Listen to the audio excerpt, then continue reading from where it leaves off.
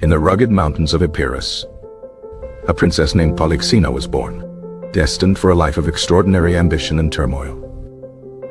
Her lineage was said to trace back to the legendary hero Achilles, a fact she would later use to great effect. Growing up in the royal court, she was immersed in the world of politics, power, and the mystical traditions of her people. She was a devout follower of the mystery cult of Dionysus, participating in secret, ecstatic rituals. These rituals often involved the handling of snakes, a practice that fueled rumors and awe throughout her life. In 357 BCE, a political alliance was forged through her marriage to the formidable king Philip II of Macedon. Upon her marriage, she adopted the name Myrtale, marking a new chapter in her life. The court of Macedon was a viper's nest of intrigue, a stark contrast to her Epirot homeland. Philip, a brilliant but ruthless military strategist, was constantly expanding his kingdom's influence. His ambition was matched only by his new wife's, though their goals would not always align. Myrtale found Philip's practice of polygamy to be a constant source of conflict and personal humiliation. She was one of several wives, each vying for the king's favor and the security of their children. 2 years after their marriage, in 356 BCE, she gave birth to a son, Alexander. Legends, likely encouraged by Myrtale herself, claimed that she was impregnated not by Philip, but by Zeus. On the night of Alexander's conception, it was said that a thunderbolt had struck her womb without causing any harm. Another tale told of a serpent being seen in her bed, further fueling the myth of divine parentage. Myrtale dedicated herself to ensuring her son's primacy above all of Philip's other children. She instilled in Alexander a profound sense of destiny, whispering tales of his heroic and divine ancestry. She believed he was destined for greatness, a belief that would shape the course of history. Following a significant victory by Philip at the Olympic Games, she changed her name once more to Olympias. This name, a symbol of victory and prestige, reflected her own soaring ambitions for her and her son. Olympias clashed frequently with Philip and the other members of the Macedonian aristocracy. Her foreign origins and fervent religious practices made her an object of suspicion and scorn. She was a woman of fierce intellect and even fiercer temper, unafraid to confront her enemies directly. Her relationship with Philip became increasingly strained as he took more wives. The breaking point came when Philip decided to marry a young Macedonian noblewoman, Cleopatra Eurydice. At the wedding feast, Cleopatra's uncle, Attalus, made a toast praying for a legitimate heir. An enraged Alexander threw his cup, questioning if Attalus considered him a bastard. Philip, drunk and furious, drew his sword and charged at his son, only to trip and fall. Alexander mockingly remarked, "Here is the man who was preparing to cross from Europe to Asia, and he cannot even cross from one couch to another. The aunt of swing?" This public humiliation led to Alexander and Olympias fleeing Macedon. Olympias returned to her homeland of Epirus, seeking refuge with her brother, the king. Alexander, for his part, went into exile in Illyria. Olympias began actively plotting against her estranged husband from her brother's court. He urged her brother to declare war on Philip, turning a family dispute into an international crisis. Philip, a masterful diplomat as well as a general, managed to placate the Epirot king. He offered his own daughter's hand in marriage to Olympias's brother, sealing a new alliance. This left Olympias isolated and furious, her plans for revenge temporarily thwarted. Eventually, father and son were reconciled, and Alexander returned to Macedon. However, the peace was fragile, and the tension between Philip and Olympias remained palpable. In 336 BCE, The royal court gathered for the wedding of Philip's daughter. The celebration was a grand affair, designed to showcase Macedonian power and unity. As Philip entered the theater, unguarded, he was approached by a lone figure, Pausanias of Orestis, a member of Philip's own bodyguard, drew a dagger and fatally stabbed the king. The assassin was killed as he tried to flee, his motives officially unexplained. Suspicion immediately fell upon Olympias, who had the most to gain from Philip's death. Her public return to Macedon just after the assassination was seen as highly incriminating. With Philip dead, the path was clear for her beloved son, Alexander, to take the throne. Olympias wasted no time in eliminating any remaining threats to her son's rule. She orchestrated the brutal murder of Philip's last wife, Cleopatra Eurydice, and her infant child. The baby was reportedly murdered in her mother's arms, a chilling display of Olympias' ruthlessness. Cleopatra herself was forced to hang herself, a final, cruel humiliation. These acts secured Alexander's succession but stained Olympias' reputation with blood. With Alexander now king, Olympias wielded immense, albeit unofficial, power in Macedon. She served as a key advisor to her son, corresponding with him regularly during his long campaigns in Asia. Their letters were filled with political advice, warnings about potential rivals, and maternal affection.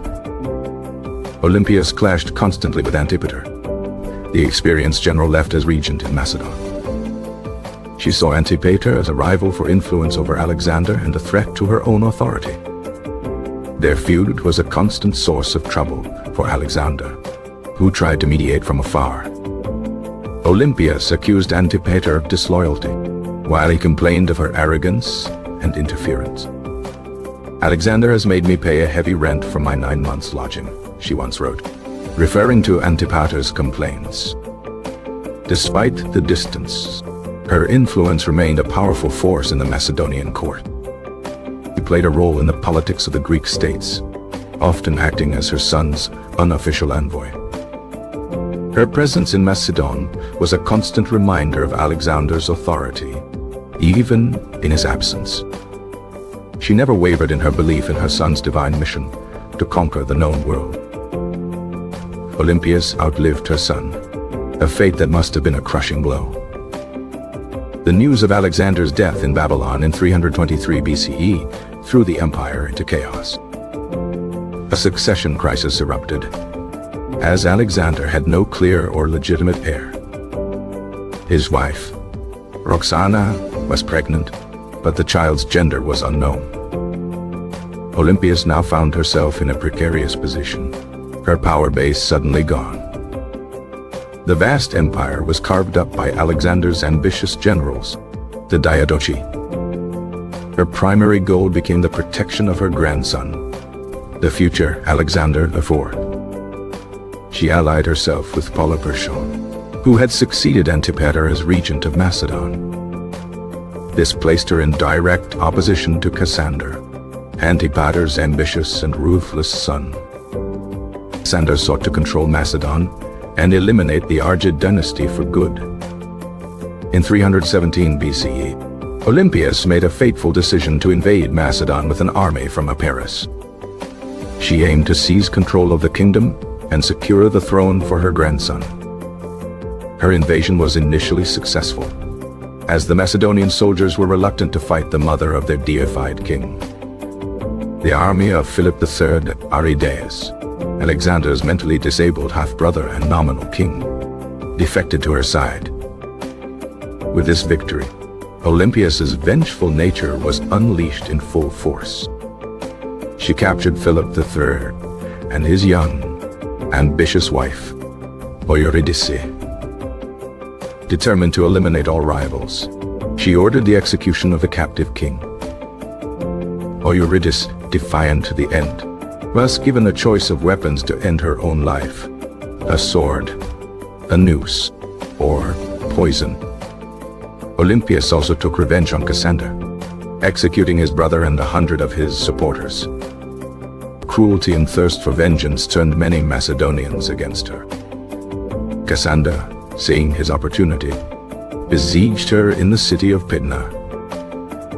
The siege was long and brutal, with the city's inhabitants suffering from famine. Olympias tried to escape by sea, but her ship was intercepted by Cassander's forces. Eventually, she was forced to surrender, on the condition that her life would be spared. Cassander, however, had no intention of honoring his promise. He put her on trial before the assembly of the Macedonian army, accusing her of the murders she had committed. She was condemned to death without being allowed to speak in her own defense. Cassander's soldiers, however, refused to carry out the execution of Alexander's mother. Her legendary status and connection to their beloved king made them hesitate. Furious, Cassander turned to the families of those Olympias had killed. He armed them and incited them to carry out the sentence themselves. They stormed the place where she was being held, eager for their own revenge. Olympias faced her executioners with a courage that even her enemies acknowledged. She died in 316 BCE, a violent end to a life defined by ambition, intrigue, and bloodshed. Her death marked the effective end of the Argead dynasty, the royal house of Alexander the Great. Her grandson, Alexander the Firton, and his mother, Roxana, were imprisoned and later murdered by Cassander. Olympias's legacy is a complex one, a mixture of maternal devotion and ruthless cruelty. She was a woman who dared to play the game of power in a world dominated by men. Her schemes, while often brutal, were driven by a fierce desire to protect her son and his legacy. She was a queen, a mother, a mystic, and a political force to be reckoned with. Her story is a testament to the turbulent and often violent world of ancient Greece. She remains one of the most formidable and fascinating women of antiquity. Her influence on Alexander, and through him, on the course of history, is undeniable. She shaped the boy who would become a legend, instilling in him the belief that he was destined for godhood. The world remembers Alexander, but it was Olympias who first saw the conqueror in the child. Her ambition was the fire that forged one of history's greatest empires. She was a master of political theater, using myth and religion to bolster her position. Connection to the cult of Dionysus was both a source of power and a cause for scandal. The image of her sleeping with snakes is one that has endured for centuries, a symbol of her otherness. She was a woman who refused to be silenced or sidelined, fighting for her place in a patriarchal world. Her life was a constant struggle for survival and supremacy, a game she played with deadly seriousness. She was both a creator and a destroyer, building a legacy for her son on the ashes of her enemies. Her story is a cautionary tale about the corrupting influence of absolute power. It is also a story of a mother's unwavering, if terrifying, love for her child. She saw in Alexander the potential for immortality and would stop at nothing to help him achieve it. Her enemies saw her as a barbarian, a witch, a monster. Her supporters saw her as a protector, a queen, a goddess in the making. The truth, as always, lay somewhere in between.